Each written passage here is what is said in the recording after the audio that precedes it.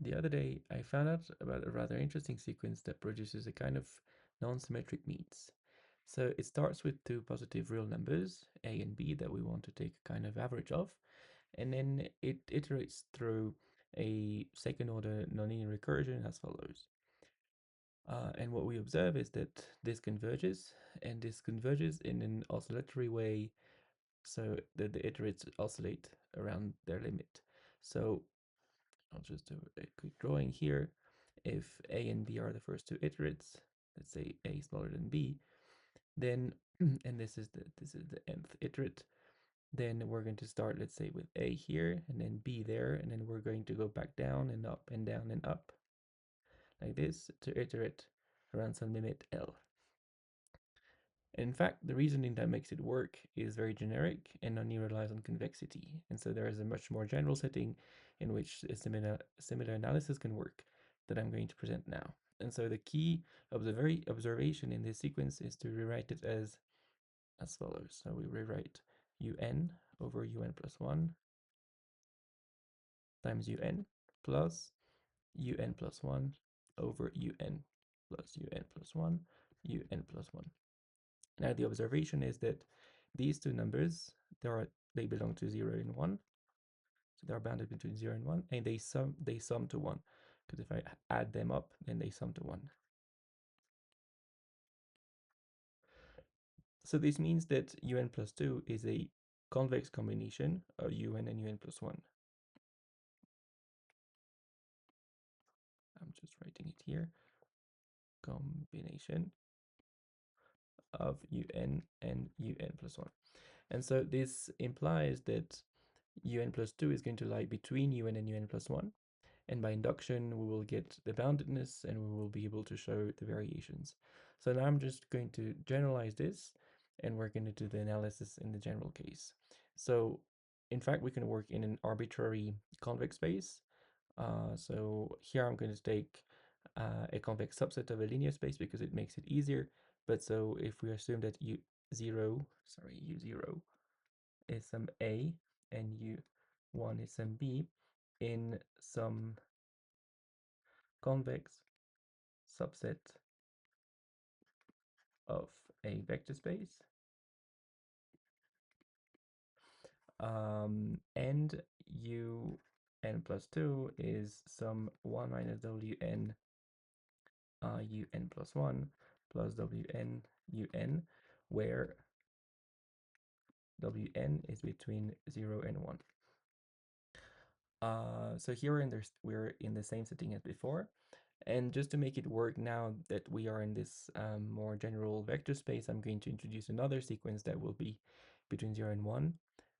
That will make the analysis much easier. So we are going to write un is 1 minus tn a plus tnb for some sequence tn, and so that defines tn. Right, so what we have is t0 is 0 and t1 is 1. And then if we try to look what recursion tn satisfies, we do this in this way. Un plus 2 is 1 minus wn, and then here is un plus 1, so 1 minus tn plus 1, a plus tn plus 1 b, so that goes like this, and then plus wn times, and then 1 minus tn a plus tn b. Now if we group all the terms together, we'll have 1 minus wn, 1 minus tn plus 1, plus wn, 1 minus tn. This goes in front of a, plus, and then 1 minus wn tn plus 1 plus wn tn. That goes in front of b. Now we can rewrite it as by just extracting here the 1 in these two quantities there. We'll have that this is equal to 1 minus, and then here wn 1 minus, sorry, minus 1 minus wn tn plus 1 minus, so I'm just going to write it here, plus wn tn a, and then plus here 1 minus wn tn plus 1 plus wn tn b. So the observation here is that this number and this number are the same. And in fact, this, by equating the expression of vn plus 2, which is 1 minus tn plus 2 a plus tn plus 2b, sorry, tn plus 2b, we find that tn plus 2 is 1 minus wn tn plus 1 plus wn tn. And I'll just rewrite here, t0 is 0, t1 is 1. So the first thing we can try and do here is to show that tn remains between 0 and 1. So we do the boundedness.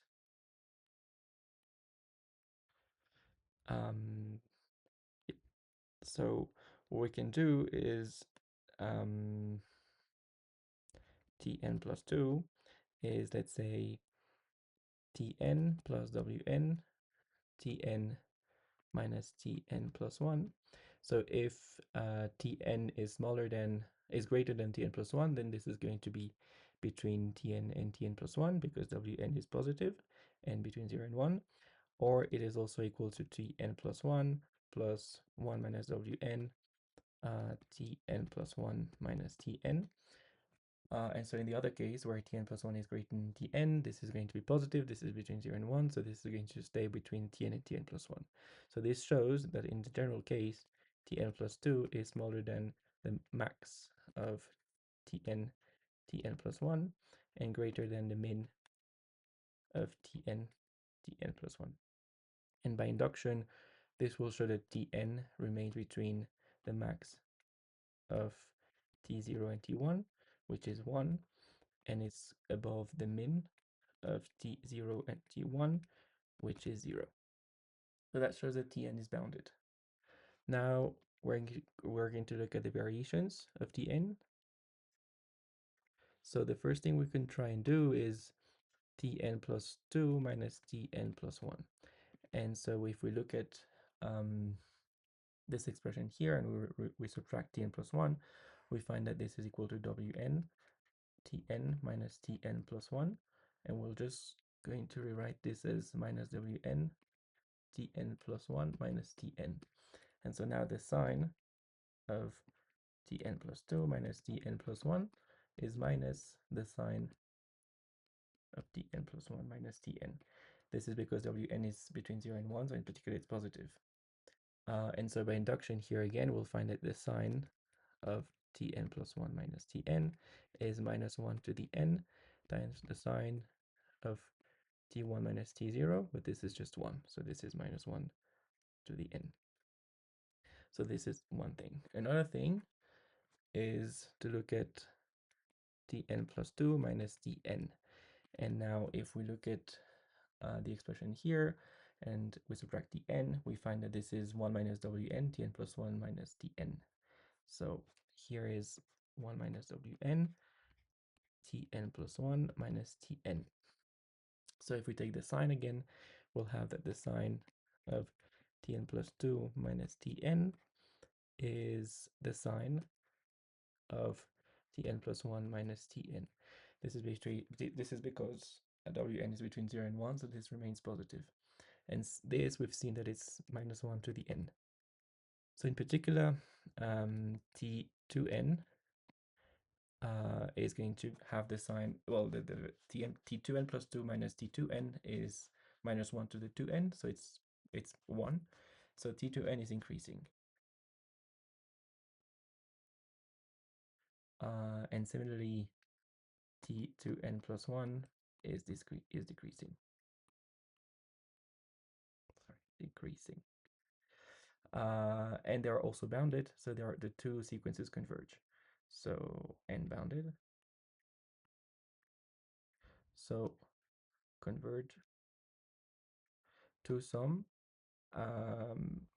probably different limits. So t to infinity and t to infinity plus 1, let's say. And we're now going to show that they are in fact equal. So one way to do this is to pass to the limit in this equality here. Actually, it's easier to look at this one there, and we'll find that, let's say, if n is even, then, so if, let's say, for n even, we'll have t2 infinity minus t2 infinity is equal to, passing to the limit here, 1 minus w2 infinity. And here we'll have t2 infinity plus 1 minus t2 infinity. So this is 0. And so if w2 infinity is different from 1, then t2 infinity plus 1 equals t2 infinity. A similar reasoning can be applied when we look at the odd terms.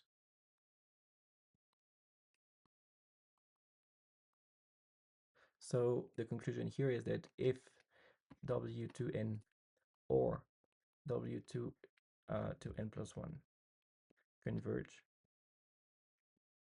converges to a limit different from 1, then in fact t2 infinity equals t2 infinity plus 1, so tn itself converges. So this is one condition. Another way to establish convergence is to look at this expression here, tn plus 2 minus tn plus 1, sorry. So n plus 2 minus tn plus 1 is minus wn, tn plus 1 minus tn. So if we iterate, we'll find that tn plus 1 minus tn is the product between k equals 0 and n minus 1 of, sorry, I'll take the absolute values here because it's easier, wk, and this is going to be 1 here. So if this tends to 0, then this passing to the limit will have that t2 infinity plus 1 minus t2 infinity is going to converge to 0. So another condition for convergence is that this product here tends to 0. So if product between k equals 0 and n minus 1 wk, this is a sequence, tends to 0, then again tn converges. And if tn converges, then un converges. So I'll write un converges. And it converges to some element between a and b. So some c between a and b. And this between here, it means that c is on the line, on the segment actually that connects a to b. So if we do a drawing here, we'll have that, let's say a is here, b is there, and then some c will lie here. That's because all of the, well, in fact, all the iterates remain on this segment, and so c also relies on this segment. Yeah, in fact, in the general case, we cannot be any more precise on what the limit is, except when the weights are constant. But there is another way to look at this sequence, and it is by converting this second order recursion into a first order recursion. And one way to do this is to look at the vector un and un plus 1. So this is a new vector that I'll write, let's say vn. And if we do vn plus 1, it's going to be un plus 1, un plus 2. And we can rewrite it as something times un plus 1. And this something, so if we look at it, here we'll need to take 0 and 1, because un plus 1 is un plus 1, and un plus 2 is 1 minus wn here and wn. Yes, so in fact here we have a linear system because this is wn, so it's 0, 1, wn, 1 minus wn, vn. So this is now my first order recursion that looks like a linear system. It's a linear, almost like a linear recursion, but these weights here are non-constant. So there is a more general setting in which we allow this this row here also to be different from 0 and 1, but in general an arbitrary convex combination. So if we look at it like this, let's say xn yn is, let's say, 1 minus alpha n beta n 1 minus beta n, and then, sorry, this was xn plus 1 here, xn yn, with, let's say, x0 is a and x1 is b. Here again, we can take a and b in general convex space, and if we introduce again, let's say xn is 1 minus tn a plus tnb, and yn is 1 minus sna plus snb, we'll find that we'll find that t0 is probably I need to do it the other way around here. So Sn a plus 1 minus Sn b. So t0 is going to be equal to 0 and s0 2, and Sn plus 1, sorry, En plus 1, Sn plus 1 is going to remain like this, Tn Sn. Yes. So it follows the same recursion as the xn yn. So now again, by the same principle as before, we can show that Tn and Sn remain bounded between 0 and 1. And in fact, we'll have that Sn plus 1 and also Tn plus 1, they are going to be between the max of Sn Tn and the min of Sn Tn. Yes. Another thing to look at is the difference between Sn plus 1 and Tn plus 1, because we can write, if we look at the expressions here, we'll have beta n Tn plus 1 minus beta n Sn minus, and then here we'll have 1 minus alpha n Tn minus alpha n Sn. And we can factor this as 1 minus alpha n minus beta n times Sn minus Tn. All right, Tn here. Yes. So provided this quantity is smaller than 1 strictly, or actually modulus smaller than 1, then this width, this is the width of the interval, is going to decrease. So at some point it will go to 0. So that's what we can show here by writing Sn minus Tn in absolute value is equal to the product between k equals 0 and n minus 1 of 1 minus alpha k minus beta k. And here we'll have, actually, yeah, I think I made a mistake here, and I should have taken Sn the other way around so that S0 is 1. So here I think it should have been 1 minus Sn a plus Sn b, so that this is actually 1. Yes. And so that now this is, yeah, this is correct, and this is going to be like that. And so if this product to n minus 1 of 1 minus alpha k minus beta k as a sequence here goes to 0, then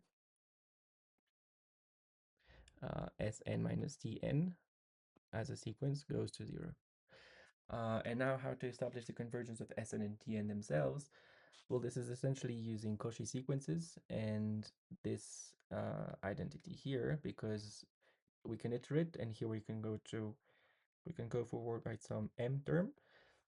So we'll be able to write Tn plus m equals 1 minus theta m, let's say Tn plus theta n s theta m Sn for some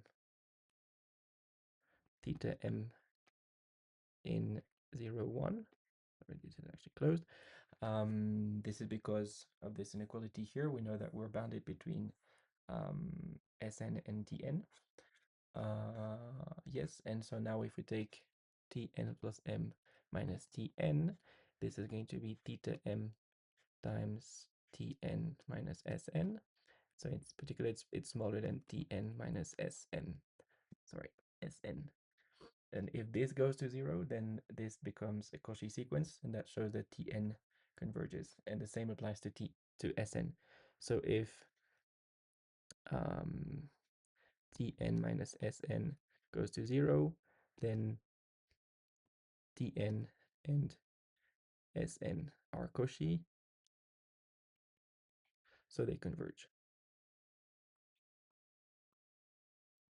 And then this means that Xn and Yn converge, and Xn and Yn converge.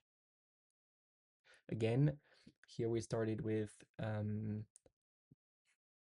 okay, yeah, we will still need to show that Sn and Tn go to the same limit, but this is actually very easy because of this identity here. So if this tends to 0, passing through the limit here, we'll have this S infinity is T infinity, and here Xn and Yn will converge to the same limit.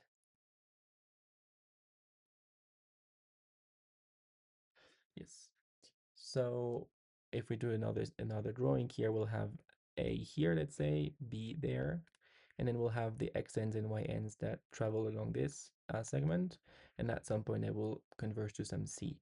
But in the meantime, they can oscillate around it, and the Xn's andYn's are different until they converge to the same limit. Now there is one special case in which we can establish what that limit is, and that is when the sequence has constant weights. So if alpha n is some alpha and beta n is some beta, then xn plus 1, yn plus 1 is going to be 1 minus alpha alpha, beta, 1 minus beta here, and then xn yn. So if we iterate, we'll find that this is equal to minus alpha alpha, beta 1 minus beta to the n times x0, which is A, and b0, which is B. So if we write this matrix as M, then all that is left to be done is to compute M to the n. But now M is a 2 by 2 matrix, so we know that M to the n is some Cn, let's say, times n plus dn times the identity. This is essentially given by the Cayley-Hamilton theorem, saying that M2 is a combination of M and I, and the identity, and iterating this, we can show that any power of M remains in that form. In fact, I'm not going in full details here, but Cn and Dn satisfy second order recursions that show that Cn and Dn have the shape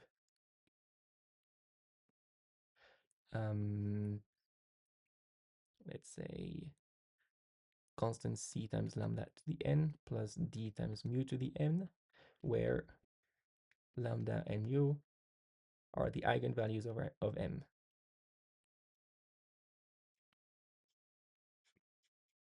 So we know that M has 1 as an eigenvalue. That's because all the rows sum to 1, so M is a stochastic matrix. And the other eigenvalue can be found by the trace, because the trace of M here is 2 minus alpha minus beta. So if lambda is 1, then mu is 1 minus alpha minus beta. So now we're going to write what Cn and Dn are, because we know what C0 and D0 are. So and also for C1 and D1. So we have C0, it is going to be equal to 0, and D0 is 0, C1 is 1. Sorry, this was 1, and D1 is 0. This is because if we look at m to the 0, that's the identity, so d0 is 1, and c0 is 0, and m to the 1 is m, so c1 is m, c1 is 1, sorry, and d1 is 0. And cn is some c times 1 to the n here, plus d times 1 minus alpha minus beta to the n. So if we take c0, that is going to be c plus d, so this is 0, and c1 is c plus d times 1 minus alpha minus beta, and this is 1. So here we find that cn is actually 1 minus alpha minus beta to the n over alpha plus beta.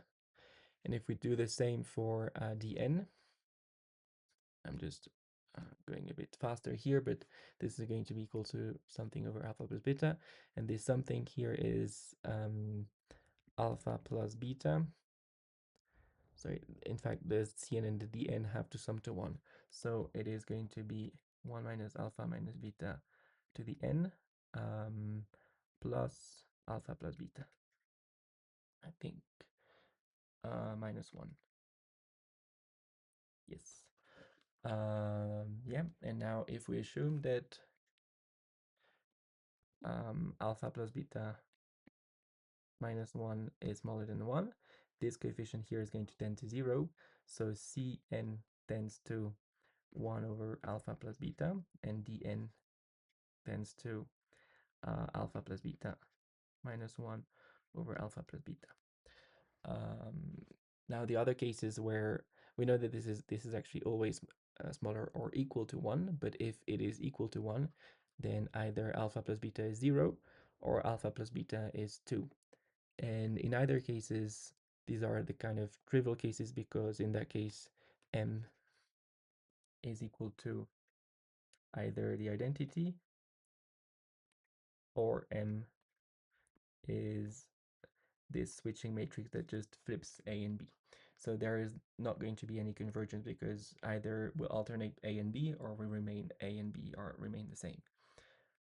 So here xn is A, yn is B, and here we'll have probably that x2n is A, and y2n is 2n is B, and x2n plus 1 is B, and y2n plus 1 is A.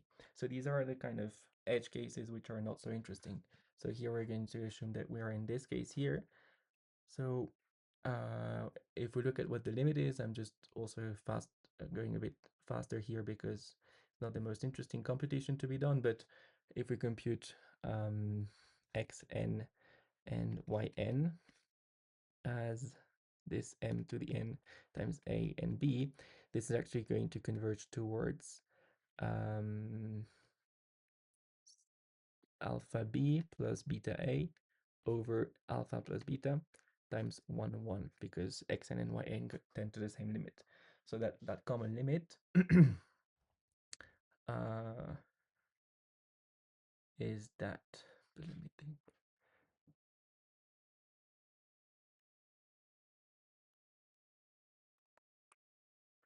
me think. Yeah, in fact, I made a slight, well, not slight, but it's just that in my mind I had something different. So here this a and this b should have been 0 and 1 from the beginning in that case, because yes, because here I did that transformation. So here I just rewrote it in a slightly different way. So here it should not have been a and b, it should have been 1 and 0, or 0 and 1. Actually, here is 0 and 1. Yes, and so now if we take the limit, here is not going to be that, it's going to be alpha over alpha plus beta. So here is just alpha. And this is not x and yn, these are the sn's and tn's. Tn, Sn. So the common limit is going to be alpha over alpha plus beta times b plus beta over alpha plus beta times a. So this is the common limit. So let's say xn, yn, they tend to that.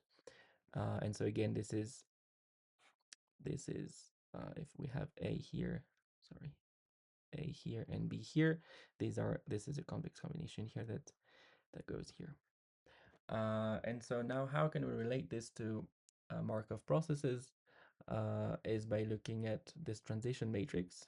We had that xn, yn was 1 minus alpha n, beta n, 1 minus beta n, and then xn, yn. So here was plus 1, plus 1. So if we do a graph here, we'll have, let's say, xn here, yn here. Then when we go to the next state, we have xn plus 1, which is 1 minus alpha n times xn. So this has a kind of probability of 1 minus alpha n of remaining onto itself, and alpha n of switching to yn. And here, by the same transform, we'll have beta n and 1 minus beta n here. So in fact, all of these Markov processes of size 2 can be modeled in this way. And so what we've shown is that if 1 minus alpha n minus beta n is the product here, sorry, alpha k, beta k, k is 0 to n minus 1. If this goes to 0, then the process converges. Then xn, yn converge to the same limit. Yeah. In fact, there is a much more general setting in which we can do a similar reasoning for Markov processes or arbitrary sizes, but the proof is a bit more involved, and I didn't want to show it here. But it's essentially the same reasoning. Yeah, so that was my grain of salt on the connection between iterated means. That was what we started with, and then we reinterpreted it as a convex combination of the two previous iterates. So that allowed us to have a kind of recursion of that shape here, and then we generalized it to arbitrary convex combinations for xn plus 1 as well. So that led us to look into arbitrary non-constant Markov processes of size 2. And that's it for today.